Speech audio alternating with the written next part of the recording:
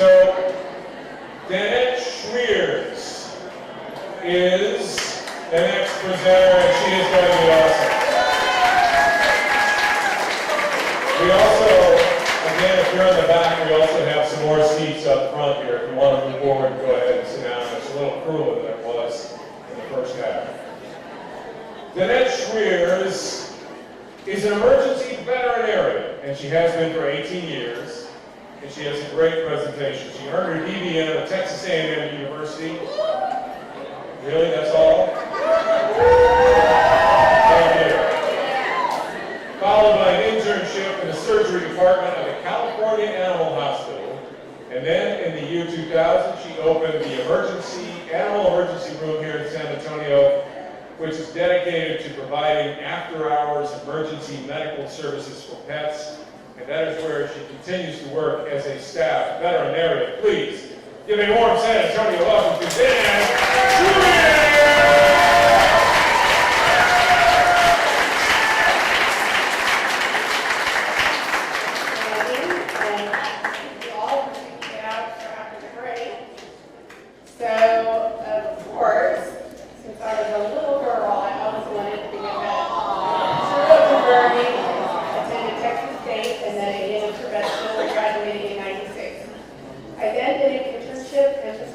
Surgery and emergency, and I've been working in emergency rooms ever since. Veterinary emergency rooms provide urgent and emergency care to animals.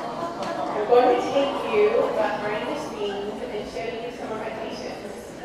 And if you think I'm going to show you a bunch of cute, fluffy animals, you're right.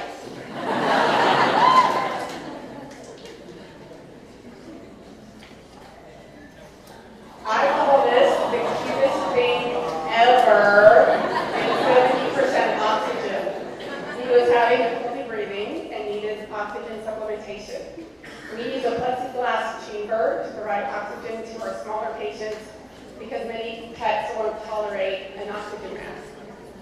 We use digital X-ray and ultrasound for imaging. We can also email these images to a veterinary radiologist and get a specialist opinion 24 hours a day. Any guesses on how many puppies? 4, 5, 6, lots of puppies. There's 6. My boss fed these orphan kittens until they were old enough to leave home. One of the blessings and curses in veterinary medicine is adopting a patient for care. Years ago, a 5-pound puppy was brought in after the owner's other dog bit her on the face, causing both eyes to pop out. They wanted euthanasia. I did not agree, so I adopted her for treatment. She survived, but is completely blind. What am I going to do with a totally blind Shih Tzu puppy? I put the word out that I had a very special little dog needing a home, and somebody wanted her. Her name is Wawa, and she's living a great life thanks to Vicki Wan, one of the PechaKucha organizers. Thanks for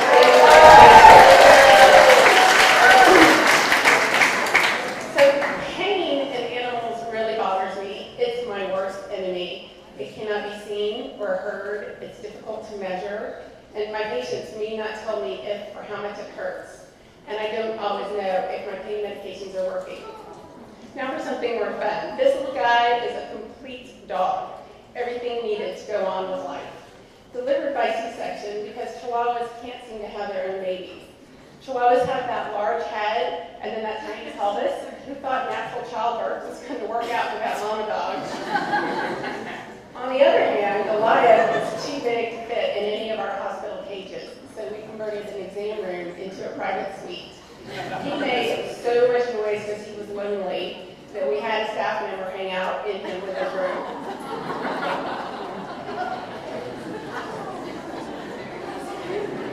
I will see any species as long as it fits in the front door. Not exactly an exotic pet specialist, but I like seeing them. And I have a lot of books. We see a number of birds, reptiles, rabbits, and other small mammals.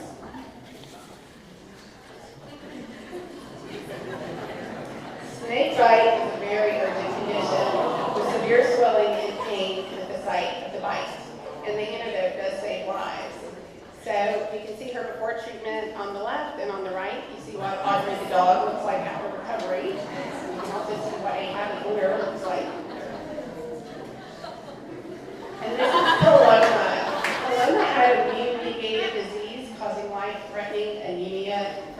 restriction of her red blood cells.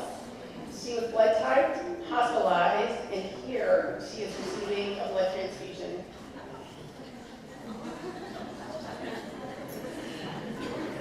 So I don't want to be the only non-artist here. So my preferred medium is bandage material.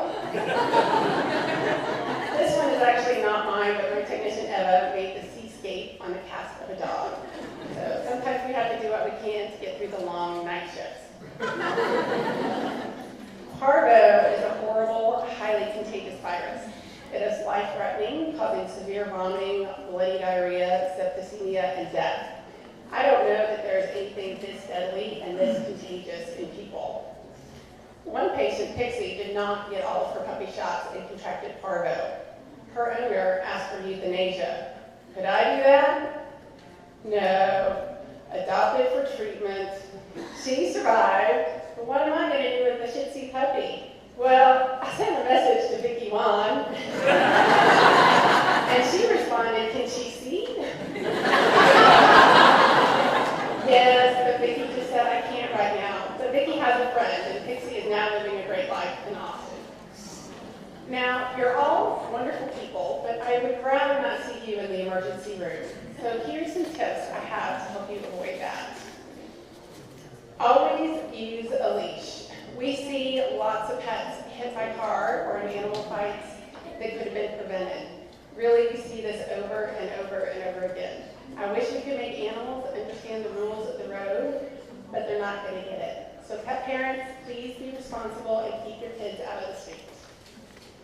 And it's true that bones can lodge in your pet's GI tract and necessitate a surgery. Your dog is not more talented than others at passing indigestible items. Also, keep up with your preventative care, vaccines, and parasite prevention, especially heartworm prevention. Next, I have a list of common animal poisons. Please keep in mind, no people meds. They are not little hairy humans. Many over-the-counter meds for people are truly toxic to animals. And here's a list of the most common ones. And finally, when your pets get into more trouble due to mating behavior and aggression. Your pet can't get infections or uterine cancer if she doesn't have a uterus. And then there's unplanned pregnancy. Thank you very much.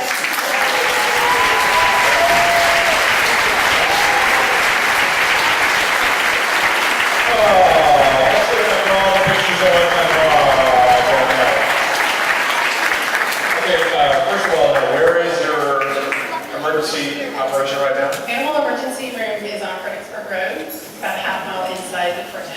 And when you grew up, did you know you were going to do this? You went to the A&M for I have a this? pretty good feeling. But now, when you go to A&M, as I understand it, and you work on veterinary medicine, you put your hand up cows and you do things like that, it's a different thing. You do, I'm sorry, we've done stories on that, but it's a whole different kind of veterinary medicine. You didn't want to get into that, you just want to get into it. Actually, I did study both large and small animal medicine when I was in vet school. And how close is San Antonio to being a no-kill city? We talk about that all the time. But there's a park in the park, by the way, this Saturday at Woodlawn Lake Park, and you can go there and adopt animals from all kinds of different groups.